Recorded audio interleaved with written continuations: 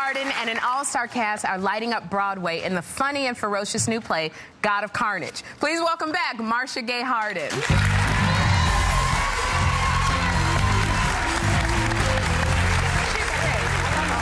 Beautiful.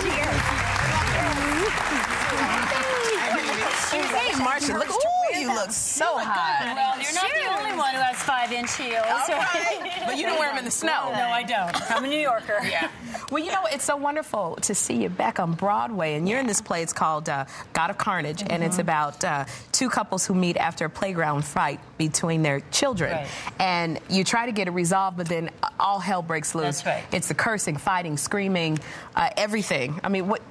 You said that when you read the script, it just something about it resonated with you. I think for so many parents, something would resonate. Can you imagine any more tense situation than trying to parent somebody else's child and asking that parent for permission? Do I have your permission, Elizabeth, to talk about your child and why your child isn't behaving correctly? Anyone, you know, in the school, in the playground, trouble ahead. Awkward. But we meet because we're civilized, and we meet. My character especially wants us to meet in a very nice and calm way. And as you said, the play goes to hell in a handbasket very, very quickly. And it's fun. It's an hour and a half, no intermission. Stellar cast. An hour, yes, no intermission, in and out. But it's James Gandolfini is my husband, and he's awesome. Jeff Daniels and Hope Davis are the other couple, and they're fantastic. It's the Matthew Warchus who directed Art on Broadway, so he's like Mr. Understanding comedy and passion. And Yasmina Reza was the writer. She's French. I heard that Gandolfini begged to be in the play. Well, which is funny because James actually is the one who got us all to be in the play. He was the first one on. He saw it in London, and what he said was when people came out of the theater, they were talking about it. They were talking about the issues of the play, but with laughter. And he said, I want to do that. So he was the first one on, and then we begged to be in the play with James. Oh, I see. That's how it works. You talk about the cast, obviously, stellar group, but you're not mentioning one person who has stepped into the behind the scenes. Your daughter, Eulela, here, who's 10, who has taken over the stage. You know, we're backstage on... Is that Eulela behind me? I see her, yes. Well, she came to the technical rehearsal, and I have to say there's a few F words in the play, but she's heard those at home from me. So she's like, and more of them, Mom, so whatever. So I said, well, she could see the technical rehearsal. I wanted her to see what Mom does.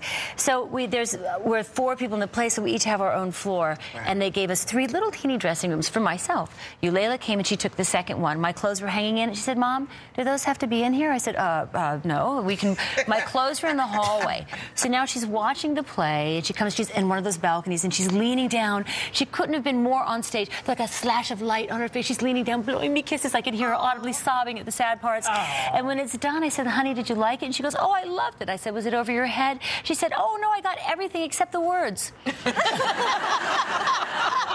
Good lady. That's how you want them to get it. Well, Matthew, our director, would love that because he says, I try to direct a play where if you can't hear it and you watch it, you know what's going on. So she's a stellar audience. Oh, I bet she is. You haven't been on... Oh, I'm sorry. No, go ahead. 10. This is so great because you haven't been on the stage for 15 years, and now you're back. Are there any butterflies or...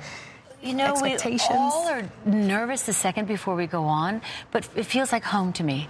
I haven't been so happy to go to work and to come home. Really? I'm so happy. Better than the movies? Yes. Don't tell them that don't know. No, I love the movies. I do, but film is a director's medium. Television is a writer's medium. The stage is an actor's medium. And you just have that conversation with the audience, and they're right there with you and feeling it. It's glorious. It's absolutely glorious. So let me ask you now. So this is, you know, 2 set of parents get together. Have you ever had to deal with your child's... You know, well, not my child's, a little bit my child. One of the things in the play is might right? Is humanity based on might is right? Or is there a sense of us that is about the civilization of mankind, and because, you know, now we're so advanced as the Homo sapiens that we don't need might is right? Well, I don't like fighting. I don't like playground fighting. I don't like any fighting. And I live in Harlem, and it's the most beautiful home, quiet place. And one day, not a short while ago, there was a street fight, a little corner fight, and it freaked me out. And I got involved to the point of I'd gotten out of my car and I saw some young men fight, and it wasn't anything horrible they were doing, but I was like, no, don't fight. And they were like, the actress has gone crazy. Because they know that this girl used to be great, but now she's gone crazy. And I got involved, but the thing that changed it up for me is there's guns now. Yeah. So we're deeply involved in our kids' fights. You can't just go, Johnny, go work it out on the playground, because the other one may have a gun. You know, you just don't know. Did they stop when you said stop?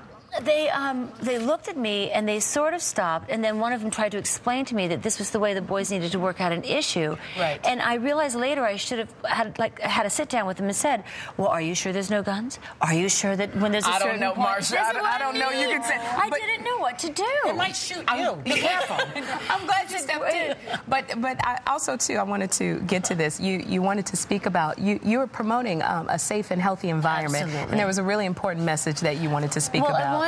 First of all, I think everybody wants to do what they can for the environment these days, and I've been working to that end, but we don't know how. We don't know what to do. Right. So I've been working with Purex in this project where celebrities are designing tote bags that are going to be auctioned off between now and the 29th of April, which is, you have it right here. I designed myself, Martha Stewart, which is not fair to design something, and Martha Stewart's designing her own. Chevy Chase, Dan Aykroyd. Well, Layla, the 10-year-old, helped me design this, where it's the recycle, and in the middle she said, "Mommy, there should be peace." And we discussed it because, you know, recycling peace and saving our resources also ultimately bring peace. But the important thing is the money from these celebrity tote bags will go to benefit Earth Day Network. It's not a television network, it's a website, and it's educational. And you go to PurexSavesGreen.com to bid on the tote bags, and all that money goes to this educational website. PurexSavesGreen.com, and you can learn all kinds of things. You go to Purex's website, and they give you educational things, and it's fantastic. So I encourage you all to bid. Thank you so much for bringing that message to us. Yes, Appreciate that. Go green. If you're in New York, you can catch God of Carnage at the Bernard Jacobs Theater. We'll be right back. I like that.